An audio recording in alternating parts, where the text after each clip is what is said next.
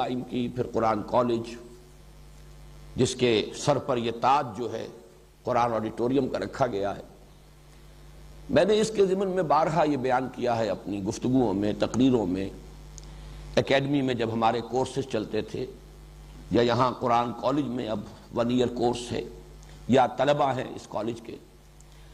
تو میں ان کے سامنے 6 اصطلاحات ہمیشہ رکھتا رہا ہوں کہ ہمارا ہدف کیا ہے،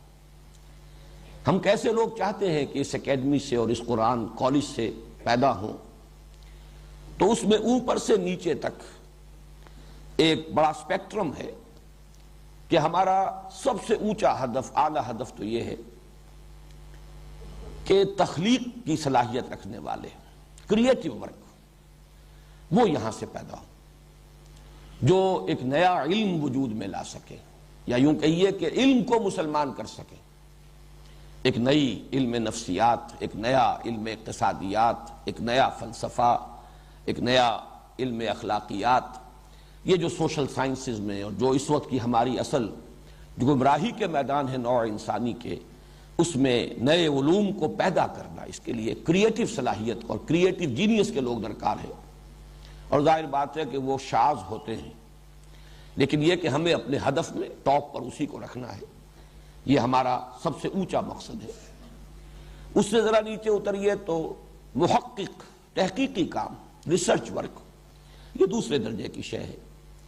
تخلیقی کام کا تعلق مستقبل سے ہوتا ہے، آئندہ کے لیے کوئی نئی شے پیدا کرنا، نئی شے بنانا، نئے راستے کھولنا۔ تحقیق کا کام ہوتا ہے ماضی سے متعلق، گہرائی میں آدمی اترے، مطالعہ کرے، لائبریریوں کو چھانے، اور یہ کہ ریسرچ ورک کرے، یہ دوسرے درجے کا کام ہے۔ تیسرے درجے کا کام، یہ میں مدرس، تدریس کا کام، جو علم ہے اسے پڑھانا، اور ظاہر بات اس کے لیے بھی بڑی مہارت چاہیے، نہ صرف تدریسی مہارت چاہیے، خود علم میں پختگی، رسوخ فی العلم نہ ہو تو آدمی پڑھا نہیں سکتا، واعظ کہہ سکتا ہے، عام تقریر کر سکتا ہے، لیکن کلاس روم ٹیچنگ جسے کہا جائے، جہاں وہ لوگ بیٹھے ہوئے ہوں کہ جو خود درجہ بدرجہ ترقی کرتے ہوئے ایک خاص سطح تک آ گئے ہوں، جن کا اپنا ایک ذہنی معیار ہو، ان کو مطمئن کرنا، یہ جو تدریس ہے، اسی کے ساتھ میں جوڑ رہا ہوں لفظ تفسیر کو۔ قرآن کے حوالے سے تدریس کسی بھی شے کی ہو سکتی ہے، قرآن کے حوالے سے یہی تفسیر ہے، لکھی جائے گی تو وہ کتابی شکل میں تفسیر بن جائے گی، اور اگر بیٹھ کر کلاس روم میں پڑھائی جائے گی تو وہ گویا کہ ایک تدریس کی شکل اختیار کر لے گی۔ یہ تیسرا درجہ ہے۔ چوتھا درجہ ہے تبلیغ۔ اس تبلیغ کے ساتھ البتہ ایک لفظ کا اضافہ کر لیجئے، وہی میں نے اپنا جو کتاب چاہے مسلمانوں پر قرآن مجید کے حقوق، اس میں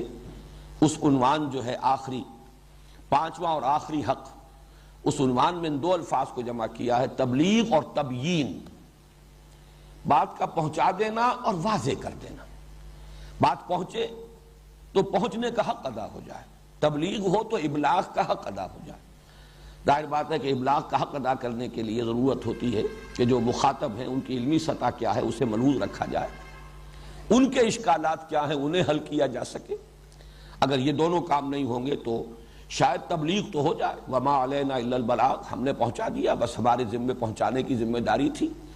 لیکن تبیین، ابلاغ کا حق ادا نہیں ہوگا جب تک کہ بات تبیین کے مرحلے تک نہ آئے۔ یہ چوتھا درجہ ہے۔ 5واں درجہ اس سے نیچے اتر کر میں متعین کرتا رہا ہوں کہ ان سارے کاموں کے لیے ادارے درکار ہیں، تنظیمیں درکار ہیں۔ تو ظاہر بات ہے تنظیم بھی ایک کام ہے جس کی صلاحیت والے لوگ اگر ہمیں نہ ملیں گے تو یہ کام آگے نہیں بڑھ سکے گا، اس لیے کہ جن لوگوں کی ذہنی مناسبت نہ ہو، جن کا اپنا کوئی ہدف نہ بن چکا ہو، جن کا اپنا نصب العین یہ نہ ہو، اگر آپ تنخواہ پر ان کی صلاحیتیں بورو کریں اور ہائر کریں، ان کو امپلائی کر لیں اچھی سے اچھی سیلری دے کر، تب بھی وہ ایسے اداروں کا کام نہیں کر سکیں گے، انہیں آرگنائز نہیں کر سکیں۔ تو جو لوگ بھی اس کالج سے، اکیڈمی سے گزرے، پھر جن کو اس کے مقصد کے ساتھ مناسبت پیدا ہو جائے، اب ان میں جو لوگ ان 4 اوپر کے درجوں کی صلاحیت رکھتے ہیں وہ ان کاموں میں لگیں گے، لیکن 5واں درجہ تنظیم کا، اور اس سے بھی نیچے اتر کر 6واں درجہ انتظام کا، مینجمنٹ، یہ آرگنائزیشن سے بھی ذرا نیچے کی شے ہے۔ تو یہ 6 درجے ہیں اوپر سے لے کر نیچے تک، تحقیق بلکہ تخلیق،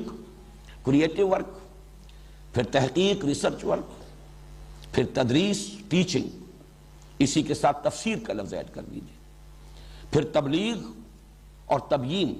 اس کے بعد تنظیم اور انتظام۔ تو میں ہمیشہ یہ بیان کرتا رہا ہوں کہ یہ 6 ہیں، کوشش کرو، اللہ تعالیٰ تمہیں ہمت دے سب سے اوپر کی سطح پر کام، آخر وہ بھی انسانوں ہی نے کیے ہیں اب تک، اور آئندہ بھی کریں گے تو وہی انسان ہوں گے، اور کچھ پتہ نہیں ہوتا اللہ نے کس میں کس کام کی صلاحیت رکھی ہے۔